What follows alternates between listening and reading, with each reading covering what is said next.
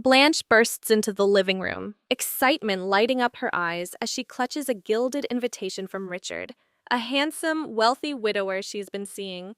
Later that afternoon, she strides onto his private jet in a champagne silk blouse and tailored trousers, her southern charm on full display.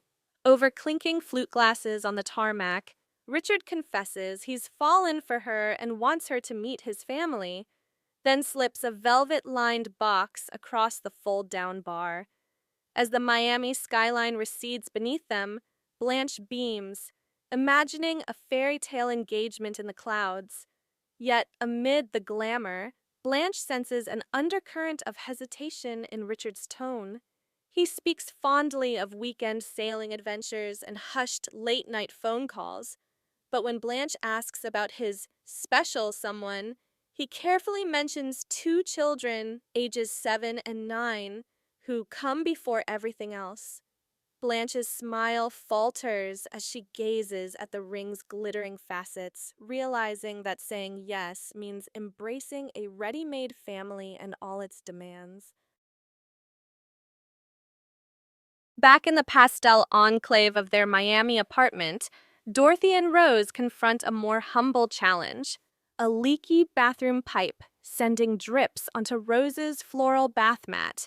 Armed with a plumber's snake and determined grins, the two friends tear into the wall behind the toilet, revealing a tangle of corroded pipes and ancient plumbing. Dorothy, ever the pragmatist, lectures Rose on lateral fusion valves, while Rose regales her with St. Olaf tales of fixing farm pumps with chewing gum and hope. With each bang of the pipe wrench, they grow more confident, until a sudden spray of water soaks Dorothy's cardigan. Their triumph is short-lived. As Rose attempts to haul the old toilet out of the bathroom, it topples onto the floral carpet in the living room with an echoing crash. Sophia bursts in just as Rose proclaims, "We got this, Dorothy!" and freezes at the sight of porcelain and pipes scattered like modern art. Rather than offer comfort, Sophia deadpans, "If the Egyptians built the pyramids, now we can move this toilet." The apartment hums with equal parts admiration and exasperation, another grand adventure in the Golden Girls' shared home. Desperate for expertise, Dorothy calls a local plumber recommended by Sophia, only to discover he's the epitome of misogyny.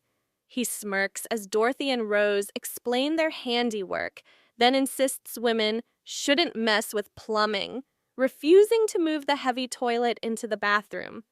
Outraged, Dorothy recites a brief history of female engineers, while Rose threatens to dismantle his tool belt.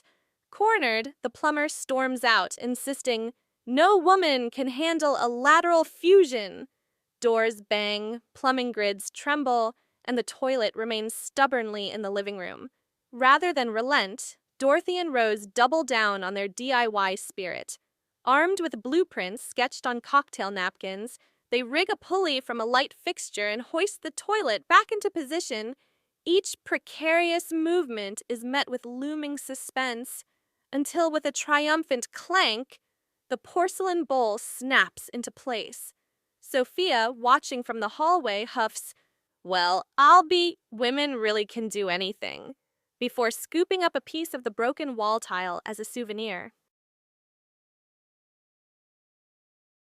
Meanwhile, high above the clouds, Blanche learns the full scope of Richard's life. On the private jet's mahogany bar, he presents a ring and asks Blanche to marry him. Blanche's heart flutters, until Richard gently explains that his children, whose faces he's proudly displayed in family albums, will always come first in his life. He confesses that he's been torn between a wife who supports his career and the demands of fatherhood. Blanche listens, torn between her longing for luxury and the realization that she might always play second fiddle.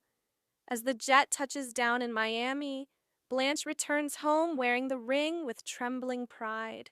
But when she shares the news, her sister's reactions are mixed. Dorothy raises an eyebrow at the thought of step-parenthood. Rose sobs at the prospect of grand motherly duties, and Sophia quips, "Good luck teaching those kids to spin cheesecake." Their love and candor force Blanche to confront her own priorities. Wealth and romance are alluring, but unconditional devotion and the energy to meet it might be beyond her season of life. Blanche spends the night tossing and turning on her silk sheets, haunted by Richard's admission and her friend's honest counsel. Unlike Dorothy and Rose, with their improvised plumbing victory, Blanche realizes some tasks require a sustained commitment rather than a single act of heroism. At dawn, she calls Richard, her voice steady as she explains that while she cherishes their time together, she cannot wed a man whose first love is his children, and whose career leaves no room for her. With gentle regret, they part as friends, sharing a final embrace on the jetway. Back at the apartment, Blanche slips off the ring and places it atop the newly installed toilet tank, symbolic of lessons learned.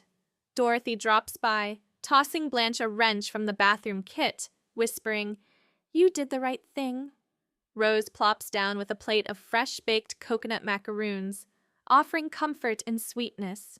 Sophia reclines in her armchair, declaring, "No more jet-set suitors, just good old sisterhood." In the soft Miami morning light, Blanche smiles, realizing that independence and honesty are the truest luxuries she could ever hope to attain. That evening, the Golden Girls reconvene on the lanai, cradling martinis, iced tea, and Sophia's cheesecake. They toast to Clarence, Franklin, Marie, and all rich boys with private jets who taught them more about themselves than any gown or getaway ever could. Dorothy raises her glass. "To friendship, our wealth knows no bounds," Blanche adds. "To knowing when to say no," and Rose offers, "To pipes fixed and hearts mended." Sophia smirks, "And to toilets, may they always flush properly." Their laughter ripples through the pastel walls, a testament to the bonds that guide them through every adventure, mishap, and heartfelt decision.